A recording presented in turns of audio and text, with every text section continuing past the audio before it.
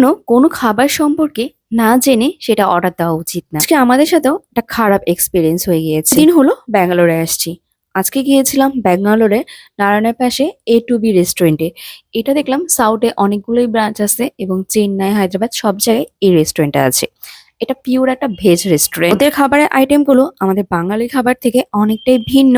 তো এইখানে আমরা যেই ডিশটাই চাচ্ছিলাম না কেন ওনাদের কাছে অ্যাভেলেবেল ছিল না। আমরা একটা পনির ধোসা অর্ডার করেছিলাম। আর সাথে হলো বাবাদের জন্য একটু চাউমিন অর্ডার করেছিলাম। চাউমিনটা খেতে খুব ভালো ছিল। ধোসাটা আমাদের কাছে মোটামুটি লেগেছে। মানে এতগুলো ধোসা খেয়েছি তার মধ্যে এটা আমাদের কাছে বেশি একটা ভালো লাগেনি। কিন্তু এইখানে না আমরা খুঁজতে খুঁজতে মেনু কার্ডের যেই মানে আইটেমগুলো দেওয়া ছিল আমরা বেশিরভাগ আইটেমই বুঝতে পারছিলাম না যে ওটার টেস্টটা কেমন হতে পারে। তো লাস্টে একটা চাট অর্ডার দিয়েছিলাম, ভেলপুরি চাট। তো আমরা ভেবেছিলাম যে ক্রিপসি কোনো কিছু করে চাটটা বানিয়ে দিবে।